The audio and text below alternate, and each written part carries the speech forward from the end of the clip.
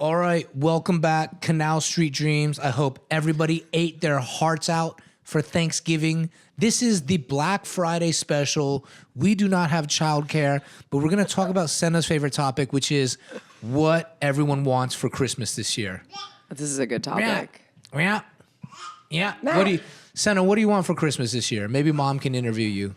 Oh, yeah. You want what? Uncle Chris. What do you want for Christmas, son? Dinosaur? Ew, don't lick it. He's just licking the mic. What do you want for Christmas? Tell me. Do you want to sing? What present do you want? Dig dinos, maybe? The dinos. Oh, Okay, dinos. do you want dig dinos, though, specifically, or do you want Jurassic Park dinosaurs? The rest of that. Okay, and then, tell me which dinosaur you want by name, so I know which one to get. Triceratops. You want to try Ceratops? You want to try Ceratops? That's a surprise. Okay, I thought you wanted a Gigantosaurus.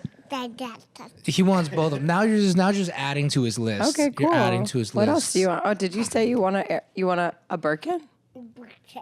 Oh, which one? What kind of leather? Epsom leather? No. Oh, cool. No. What else do you want? What else? Did I hear you say? What else do you want? A Kelly?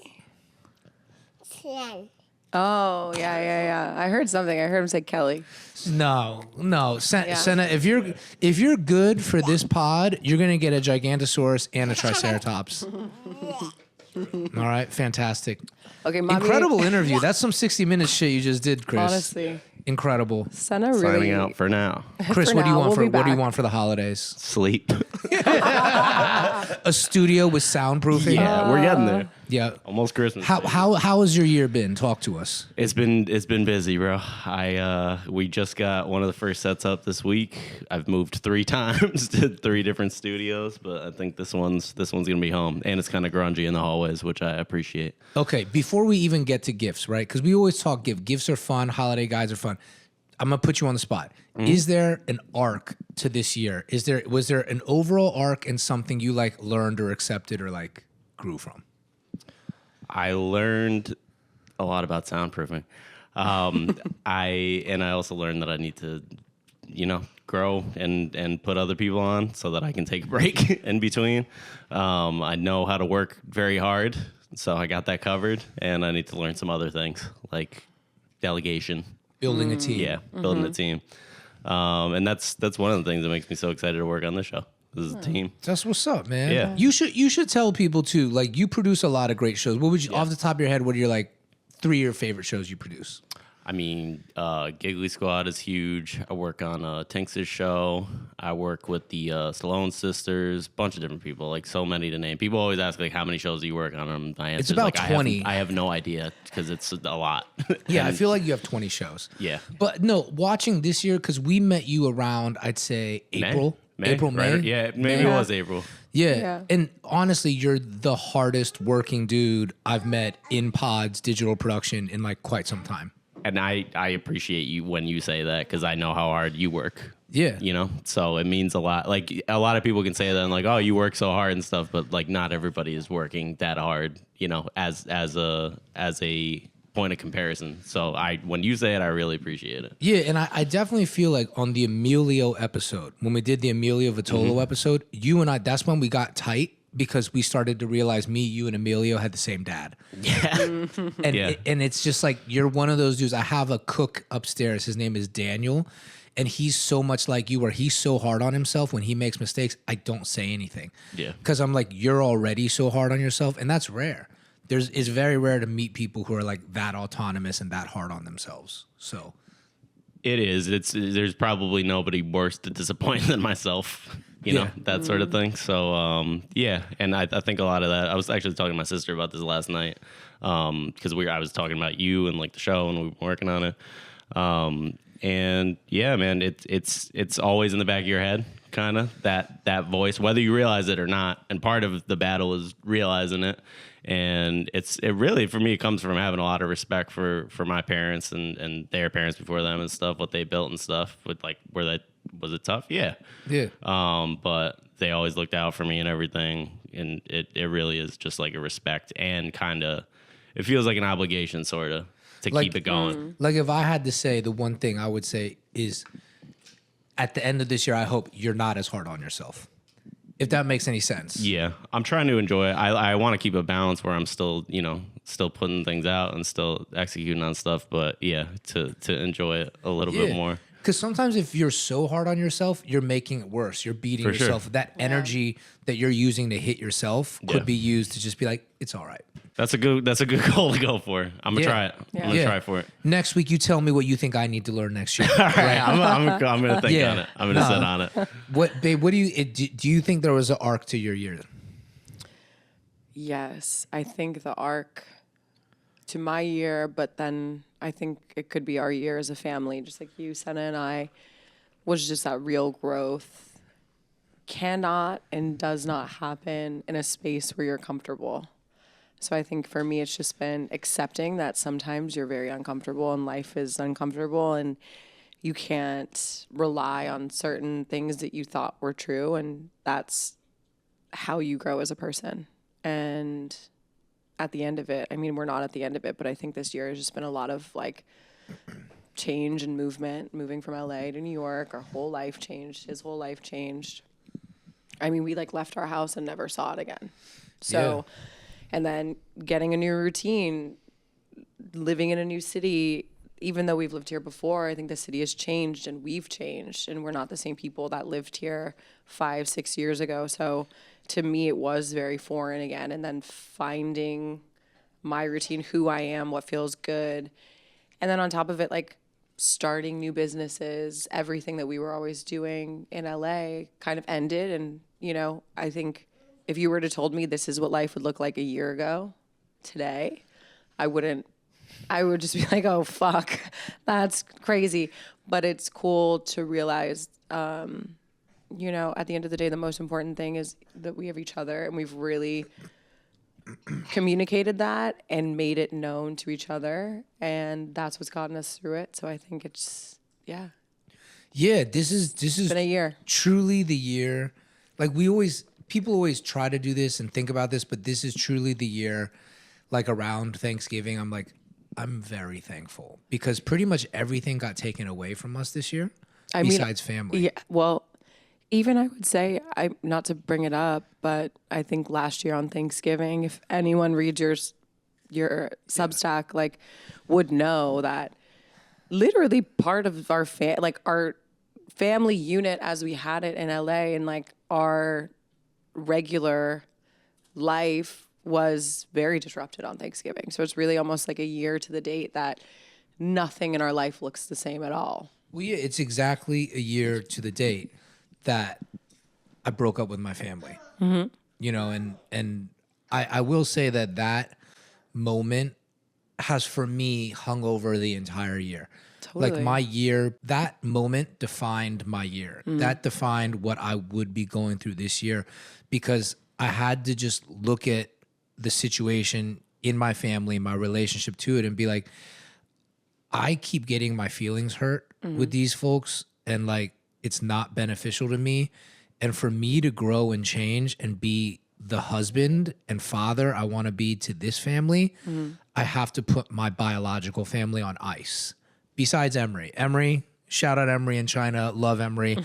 I love all of them. I love my dad, I love my mom, I love Evan. But I was going to say, it's not about not loving them and not wanting them in our lives. I think it just... Basically what happened was that I got my penis scoped the day before Thanksgiving. All right. I had my dick scoped. My dick was very sore.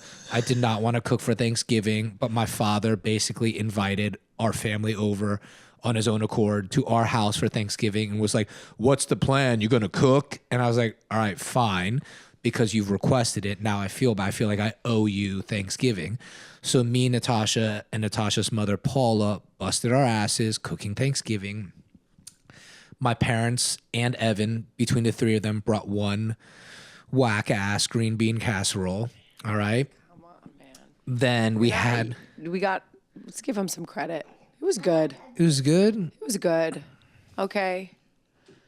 You're trying to rectify things. Oh, I'm trying to. It was good. Come It was on. good. It was good. All right, I'm gonna skip over a few things, but Meet then him halfway. my dad was like, this was such a nice Thanksgiving. Thank you. I'm gonna take you guys. I'm treating everyone to go to the Cheesecake Factory tomorrow. So we go, and then my mother, who is pre-diabetic, okay, orders. Was it the Philly cheesesteak?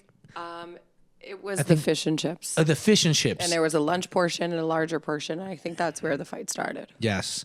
So my brother, trying to look out for my mother's health concerns, was like, why do you need the large portion of the fish and chips? And my mom's like, I want the large portion. And then they got into an argument. They got in a fight. I told my brother, yo, she's pulling you into a trap. She has you wrapped around her finger. Just like, stop. You're in mixed company. Like Natasha's mom's here, Senna's here. Everybody's here. Like, don't have the mom, you're fat, stop eating, full order fish and chips conversation here today on Black Friday. To be fair, it was happening in full Mandarin. So me and my mom had no idea.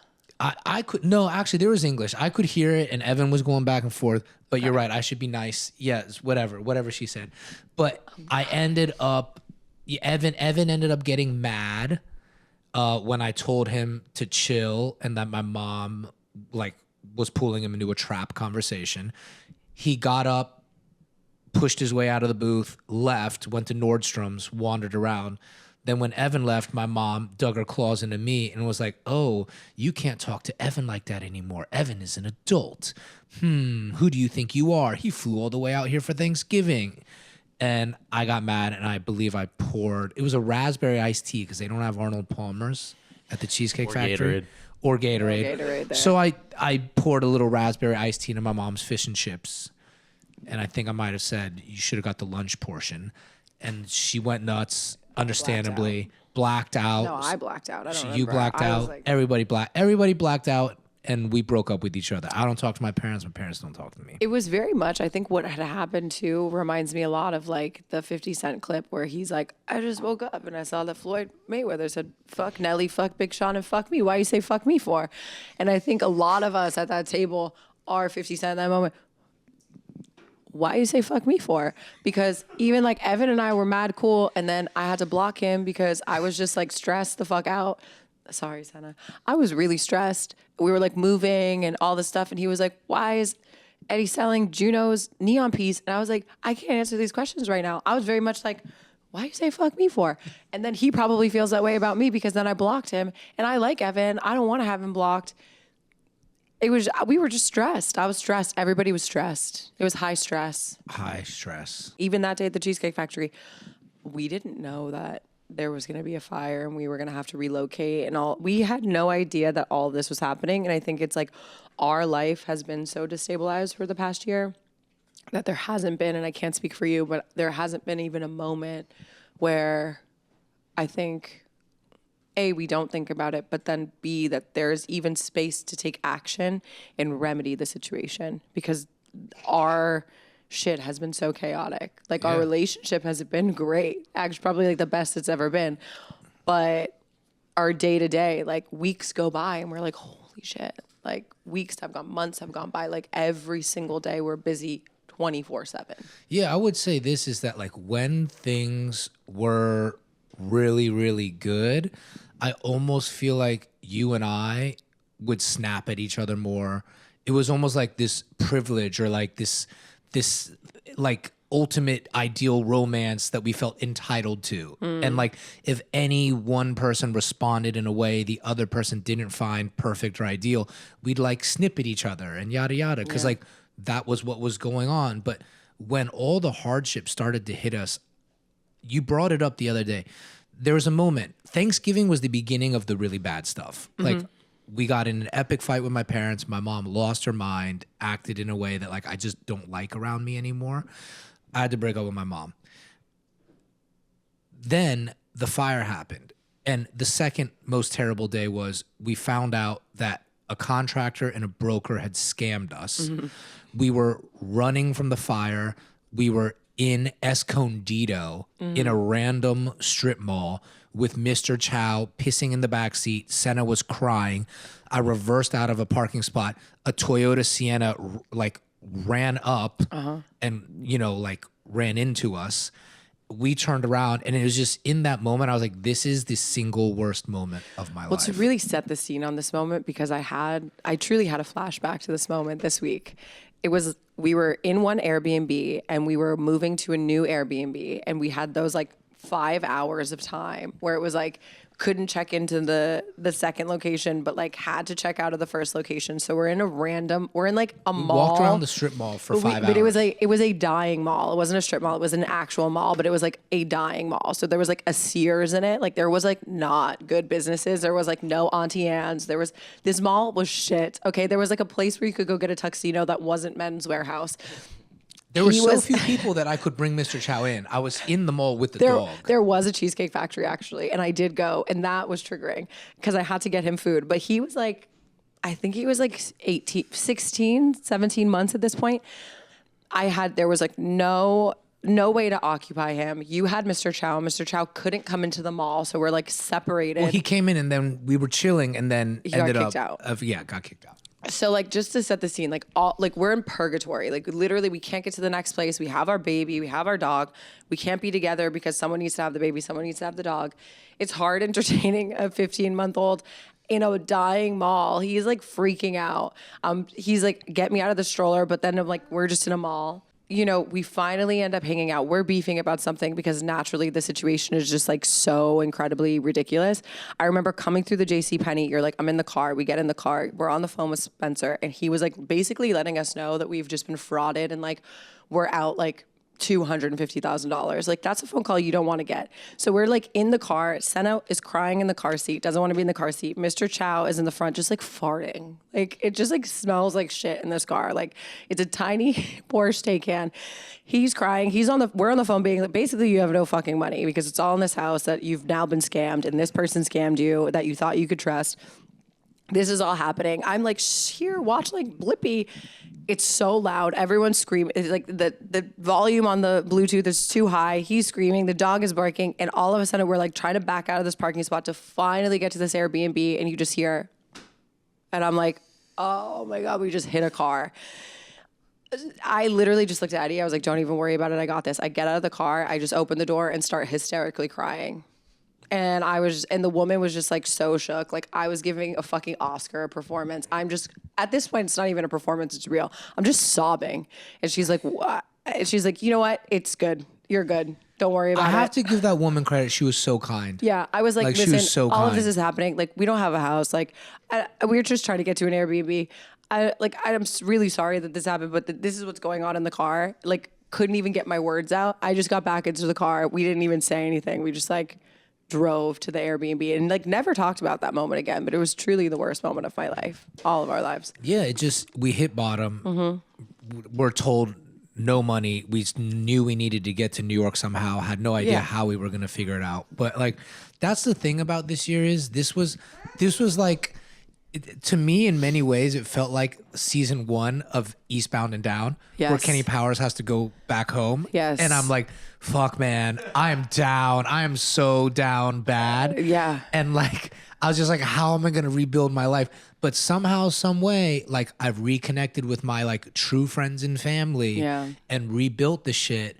And the key is to not make the mistake Kenny did, like season 2. You know, like I'm staying home. Yeah. I'm staying home. I'm staying with all my Stevies. Shout out all my Stevies. But I think the thing here too that's important about you and I is like, A, we're not afraid to work hard. And then B, we're just like, we don't ever feel bad for ourselves. No. That's the first time we've talked about that moment in a year.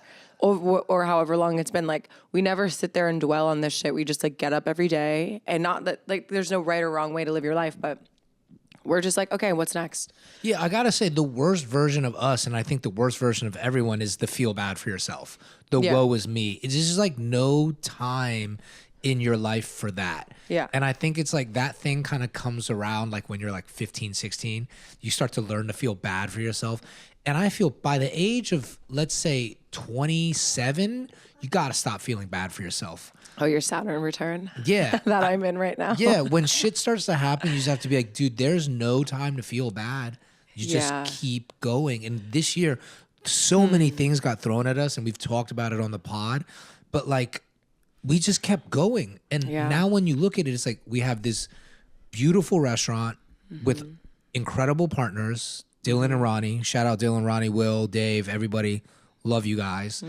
You know, like there was a little bit of like a Mighty Duck Bad News Bears situation with the kitchen when I first got here, you know? And from June till now, Dylan, myself, and Dave have like cleaned the shit up. And like we have an incredible restaurant we're really proud of. I'm cooking food I never thought I would be cooking. This is shit I'd make at home that was just like munchies I'd make us. And like now I'm doing it, and then people are like, we love this. We love seeing you do this. You don't always have to do like traditional Chinese, Taiwanese food. Yeah. And so it's like the hardship has brought out, I feel, an even more genuine, earnest version of me, you, and our family. Totally. And that is beautiful. I agree. And it's really cool to just see what you're capable of, and then just like the surprise of what happens when, because I'm like, okay, if we're still in LA and everything was great, and you know, where we don't have to do any of this stuff. Okay, I'll find you a different one, no worries. But if we were like still living in Bel Air, you know, we didn't have to flee, we weren't broke, our house we didn't get scammed. I'm like, would you have ever done these things and found how happy it actually makes you? Yeah. And then there's so many things like we brought back the pod. I'm like, and I feel like this is the best iteration of the pod, and we're having so much fun. And it's like, we wouldn't have done that. Like if things were just easy, we'd be in LA like bored, probably just like spending money on shit we don't care about. This year has really been like a Disney film. It's just like we had everything we want. When I met you, I was like on top of my world, right? Like multiple scripts, multiple shows in development, had just released my first feature. I was just like, oh, I could do whatever I want. And in many ways, that arrogance hurt my work because I wasn't listening as much. I wasn't like, you know, taking notes. And I still don't take that many notes, but I will listen now. And I'm like, yo, I need to at least give everyone the credit. I need to listen, I need to process, and I need to like give a mature response, whether I agree or disagree. Yeah, you've grown a lot as a person, and it's been really just beautiful for me to see, not because I think that you ever needed to change, but I just think your relationship with the people you work with and your relationship with your work is in such a good place. And you're really like at the root of it, it's that you're in such a good place that you're able to show up better, which is just really, really, really makes me so happy, because I know that a lot of what was happening before was just because, you know, you were dealing with shit internally or externally or whatever it was, and it was kind of seeping into different areas of your life. Yeah, I think I hit a rut as an artist because I started to just write things and direct in a way where I was just like, if it makes sense to me, it makes sense. Yeah. I don't got to worry about if it makes sense to you, like producer man, studio man. Like if it made sense to me and my friends, I was like, fine. But then with the hardship and like the need for jobs and the need for people to be happy and purchase my work, I was like, okay, I have to listen. I like can't just throw this thing out again. And I think it was with the Vice doc and like getting that out, finishing that film, that's when I was like, look, I need to really care if other people understand what I'm doing. And that seems so immature as a 43-year-old being like, I just realized the audience needs to understand what I'm doing. But I think my strength has always been like this voice that I'm loyal to. And I realized that like my work doesn't get worse and I'm not being disloyal to the voice. I'm opening the shit up so more people can understand and engage and appreciate it. And I think a lot of it came from like insecurity actually before. Yeah. And just recognizing my insecurity and feeling like I wouldn't be understood or feeling people didn't understand me. Like just being like, yo, it's okay if people don't get what I'm saying the first time. It is my job to explain. It's my job to help you understand what I'm saying. And like engaging that aspect of the work has made it better. And I don't think I would have done that without all this hardship. Wow. What do you think you get misunderstood about the most? I think a lot of times I use humor to like shine a light on something, and people are like, you're making fun of me. And I'm like, no, I'm actually like making fun of this situation and myself. I think a lot of my jokes are open-ended, or they're like sharp in a way, but I'm not actually like mad or angry with people. I'm more just like, yo, check out that behavior. It doesn't mean you're terrible. Like, for instance, Chinese chicken salad joke, right? On the Them Jeans episode. It has created chaos. There are multiple people in my DMs like, are you making fun of me? Was that about me? And I was like, dude, no. It was two very specific people in LA, and it was the way they said it and responded. Literally, oh my God, a Chinese. Like, it was literally two people. But I've had so many Chinese chicken salad conversations with so many people that multiple people are like, yo, I'm so sorry I brought it up. I remember that time. And I'm like, dude, it was not you. I didn't even remember that conversation with you. But like, I think that many times people think I'm making fun of them, and I'm making fun of like the phenomenon, if that makes any sense.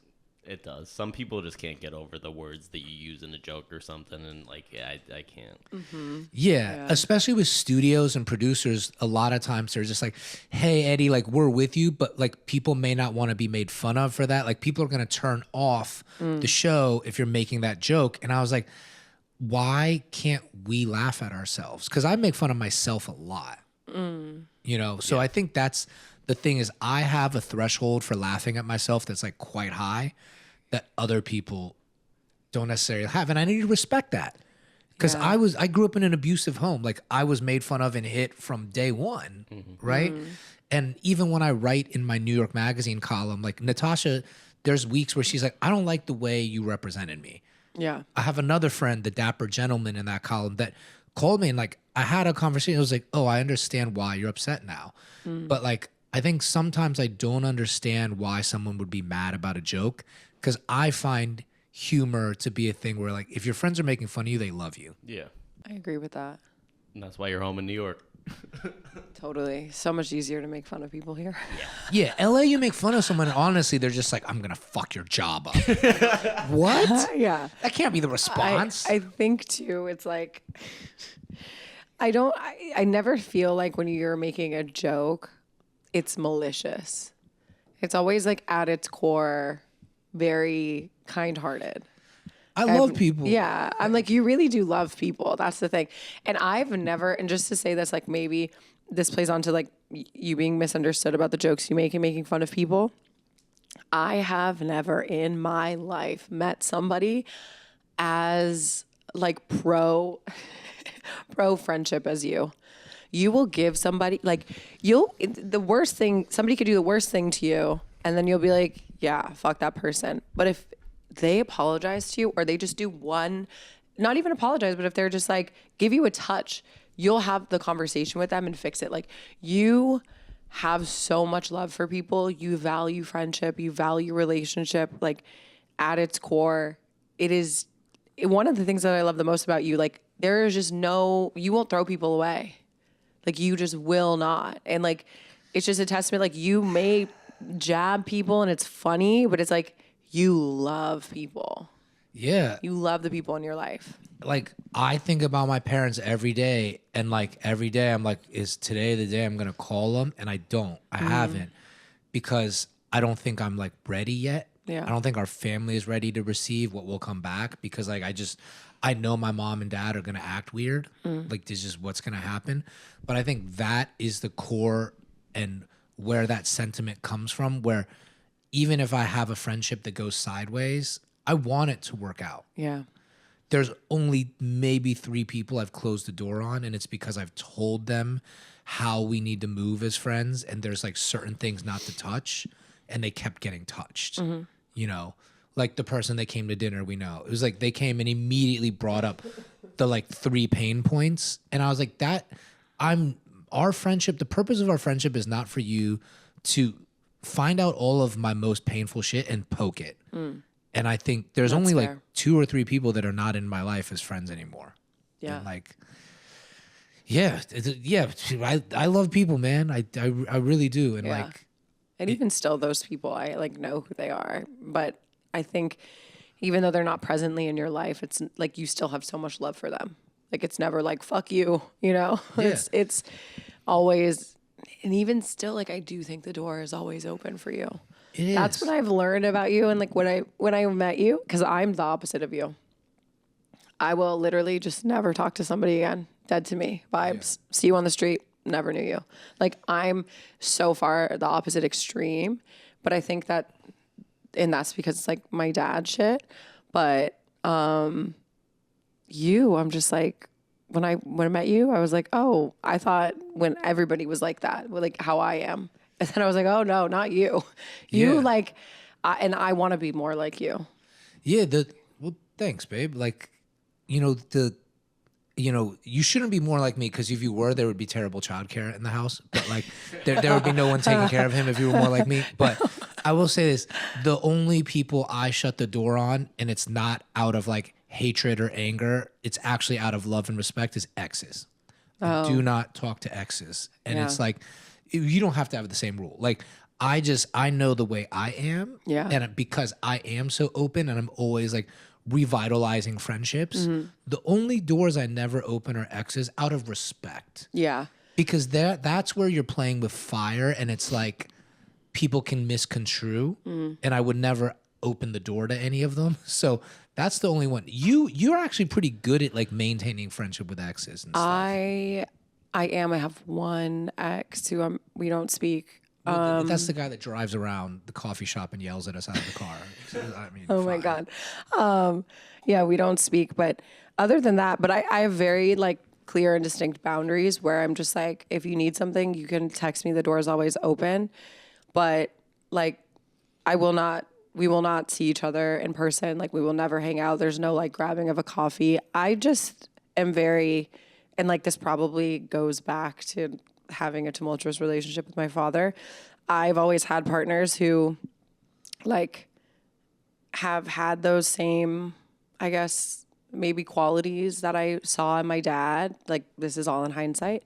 And I cut my dad off and then he died before we got to like reconcile. So I think that's my trigger there where I'm like, oh, I learned the ultimate lesson. So with that, I guess it's like a soft spot or like a weakness that I would have. No, it's not. Like I think about your father and my family, and I'm just like, I really hope we work this out. No, yeah, me Like, too. If somebody is friends with like Evan or my parents, like show them this episode, please. Cause like I can't, because if I do it, then they're like, ooh, he knows he was wrong. And I'm like, no, you guys are wrong. They're definitely wrong. I know you guys are wrong. No. But like, I don't care. Like the slate is clean for me. I would welcome them if they would just stop poking all of the wounds. I think it's Stop fucking poking. Whoever. I think it's so far past. Like, who cares who was right and wrong? That doesn't matter.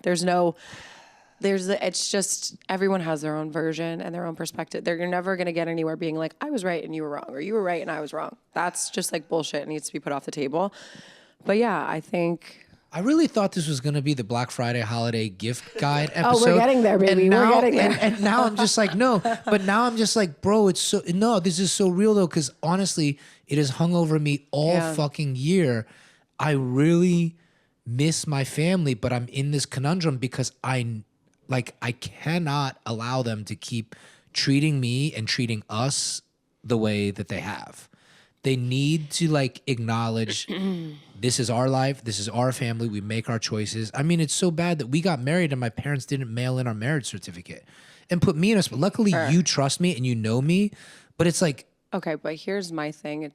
I'm whatever. They're your parents, right? Like they're your blood family. So you have more stake in that game. Nothing they're gonna do is ever gonna hurt me. fine, you know, it's okay. I have the ability to show up the way that you show up with my mom. It's like my mom can hit my triggers, but you're like, Natasha, just like get over it. It's fine. Yeah. I love your mom. Yeah, my mom's the best. Yeah. And I can bring that with you. Like I've I always just want told to you. clarify, my relationship with your mom is nothing like yours with mine, because your mom doesn't do me dirty. No, but your mom may no. be annoying sometimes, but like, and Paula, you know, like sometimes you're annoying, but like I love Paula. Like Paula Yeah. is an incredible mom, grandmother. Yeah. And like, it's just that, you know, my thing with your mom, and I'm happy to talk about it because I know Paula listens, and this is like a better way to communicate. Yeah. But my thing is just that she is so used to being the queen of your universe and your guys' house. Yeah. I take my role very seriously as like provider and man of the house. And like there's certain things I do for you and for Senna. And when your mom comes, she does them for you and she does them for Senna. And it displaces me. And I'm such a like workhorse that I'm Yeah. like, yo, give me my job back. Yeah. I want my job. Guys are fighting for the caretaker role of the teen mom in the house. Yeah, and then I'm fine with it because when Paula starts to like do bedtime for him, do bath time, and do the things for you, I'm like, all right, cool. Like I can go to the baths. Yeah. Right? I'll go to the bath. I could watch more football. I'm like, there's a benefit to that. But then when Paula starts to delegate tasks to me, I'm like, no. Yeah.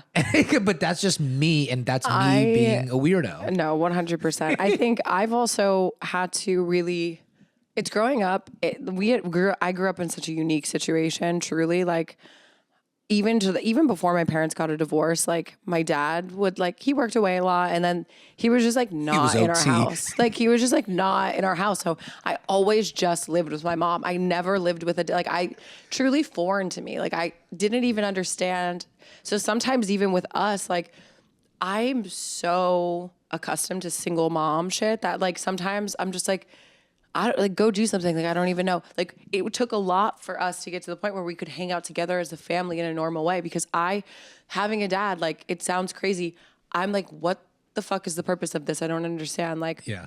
because I've only ever had mom, and my mom was my mom, my dad. She was everything. So I think my mom also is adjusting to having a man around and what is the role of a man. Because my mom really is like a dude. Like she's Yeah. like had to have so much masculine energy her whole life. She had to step into like every single role and have it on her back and do all the things, and like so much respect to her. And I also She is like a dude because she'd be delegating like she's my boss. I'm like, hey, yo. And then like the two of us like, arr, arr, arr, arr. But I think the thing that she doesn't communicate to you that she communicates to me a lot of the time when she comes, she will tell me like, I'll go do this. You spend time together alone. Like you need your alone time with But Eddie. you don't. Like I know, but we'll get better at it. Like it's just because when we were living in LA and we had a big ass house and there was like space for everybody, it was cool.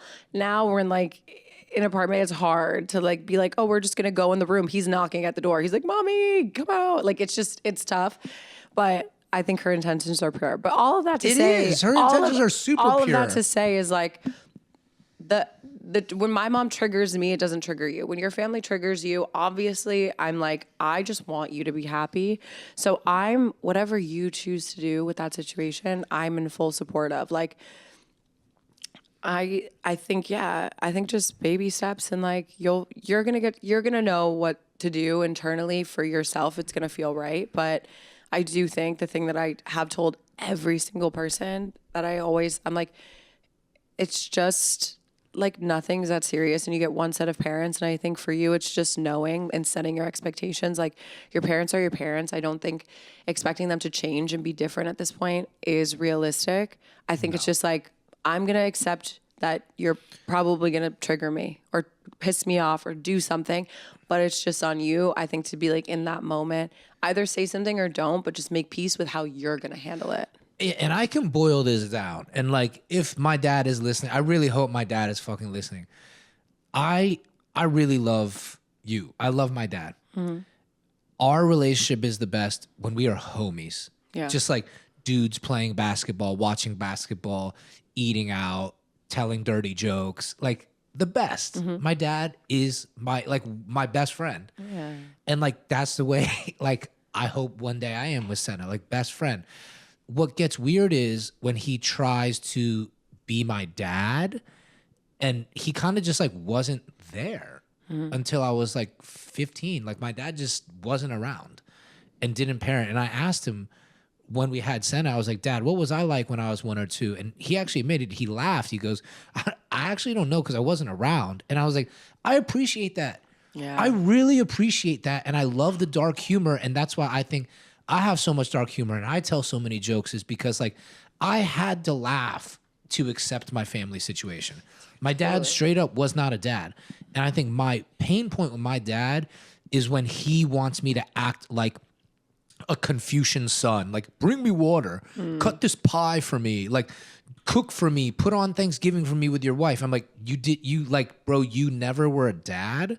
So I'm not going to be this pious son massaging your back, bringing green tea and a hot towel. You know, like it's just not fucking happening. Yeah, but I will be your homie. Yeah. Because you were my homie and I love you. And like with my mom, the thing is we've never been able to be homies. And she's always been a bit too much of like Tiger telling me exactly what to do, telling me who I am, telling me, you know, what I got to do for her to love me. And I'm just like, yo, this is not a business transaction. I think the issue with my mom is everything's too fucking transactional. She treats me like an employee. And I'm like, let's just be friends. And I think that's the thing with my parents is I'm so old now. They're so old now. There's no point to be parents. Like you guys were just odd as parents. And like, I can accept you as friends, but I don't want to play the parent-kid role. Does that make sense? Yeah. I hope that makes a lot of sense.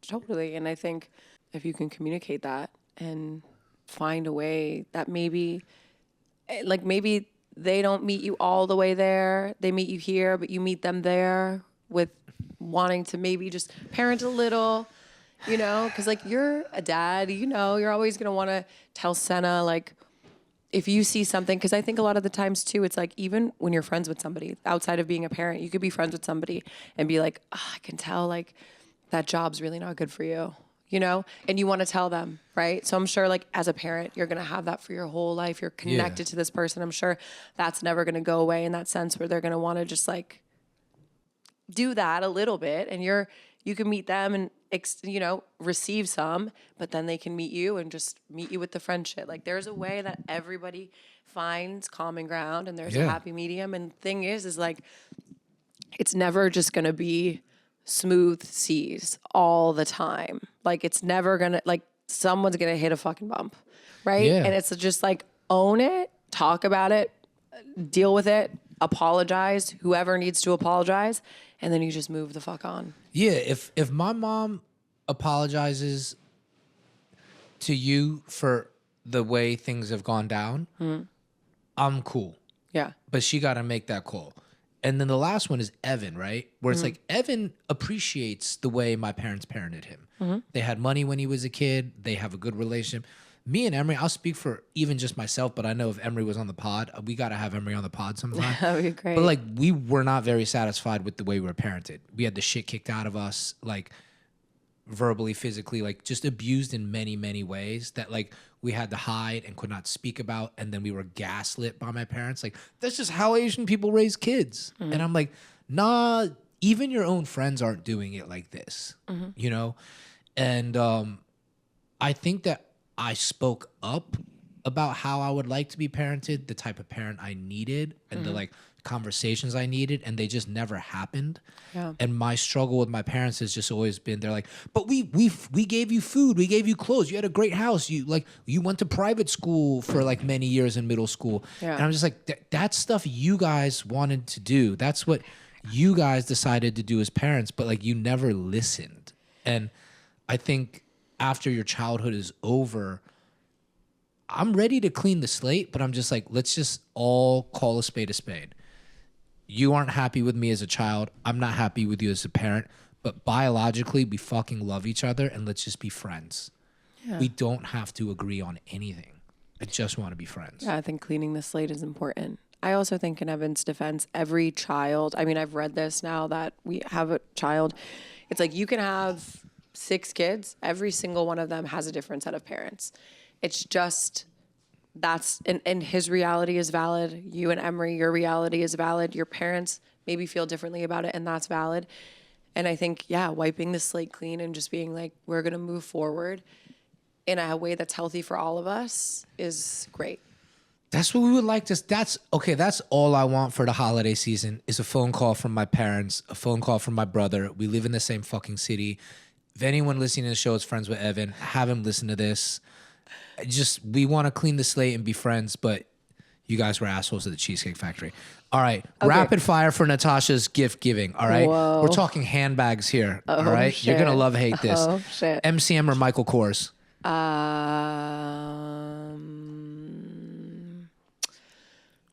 Okay. We got to go rapid fire. Handbags. MCM or Michael Kors? Pick one. Michael Kors. Michael Kors or Kith? Kith. Kith or Off-White? Kith. Kith or reusable Trader Joe's tote? Reusable Trader Joe's tote. Reusable Trader Joe's tote or IKEA bag? IKEA bag. IKEA bag or Kirkland Birkin? IKEA bag. Okay, IKEA bag is what you're going to get this Christmas. That's fucking crazy. Thank you, everybody, for watching the holiday gift pussy giving. is what Eddie will never get again. Hey, bro, come on. If I just get a foot in the mouth, I'm happy. Yeah, all right. I mean, I'm anyone- eating popcorn shrimp. Put your own foot up there, dog. If anyone wants to have sex with this man, be my guest, because it's not going to be me. No, I'm gonna just take her foot, sprinkle some shredded coconut, get some coconut shrimp. I'm good. IKEA dries me up. All those brands dry me right up. You know what gets me wet? You know what? Coach had That's a an nice orange new box. bag. I saw your friend Andrea with a nice suede Coach bag. That's like a I think I can afford that's that. a gift you come home with on a random day. Okay. That's like okay. Let me ask you a it's not question. Christmas Considering you've gift. seen my bank account, what would you like for Christmas that I can afford? Get your money up and get me a real gift.